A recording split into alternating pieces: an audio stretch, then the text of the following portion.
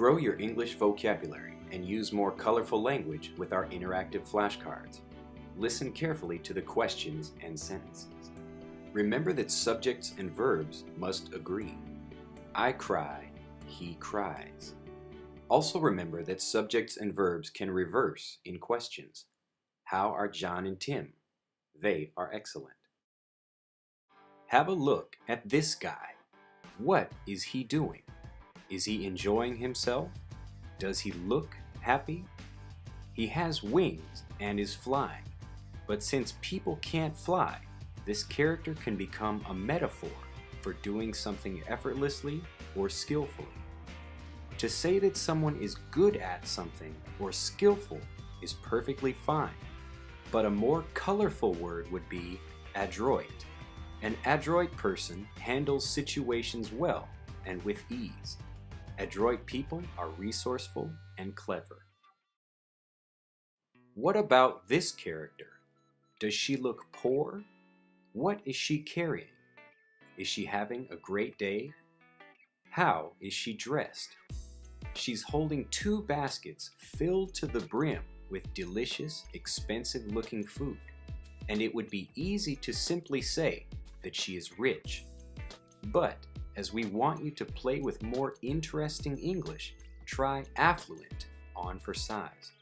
To be affluent means to be wealthy, but it also carries connotations of high class, respect, and education.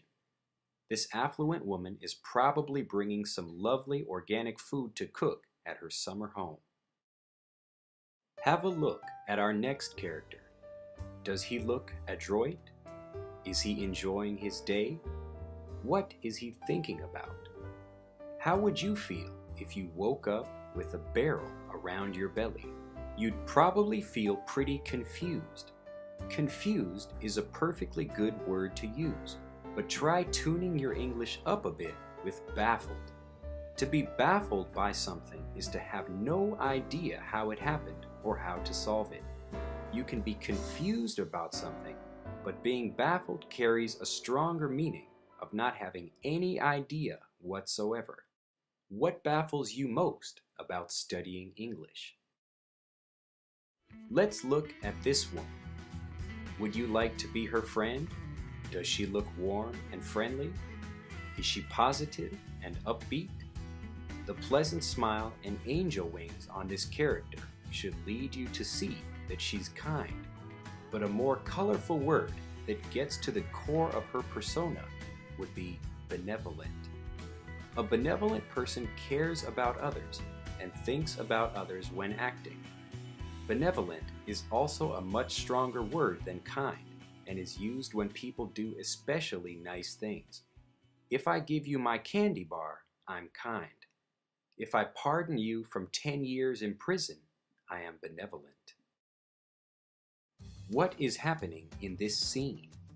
On a concrete level, a man is being surrounded by demons, aliens, gossips, and other things most people would rather not encounter. Abstractly, we could say he is caught in the middle of differing opinions or ideas. Either way, he is handling himself well. You could say that he's calm, but due to all the activity around him, it is more appropriate to say that he's composed. You can sit by a peaceful river and be calm, but you need something trying to make you upset to show that you are composed. When something you are studying gets frustrating, stay composed and you will work through it more easily. Have you ever seen a whale wearing clothes? Where do you think he shops? What kind of job do you think he has? There are many words for big in English, and each has a relative meaning from big to really, really big. For this character, try gargantuan.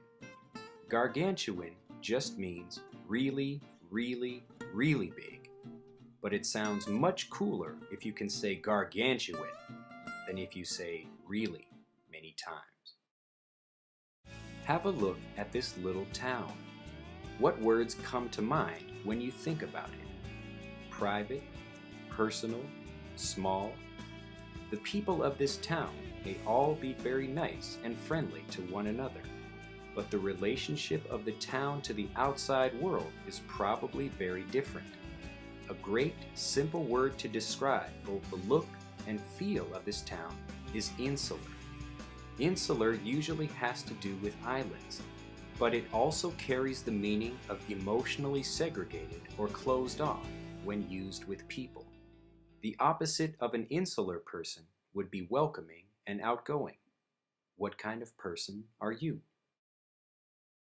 Our last character can be described with many equally appropriate words depending on how you see him. Is he crazy? Is he smart? What is he trying to do?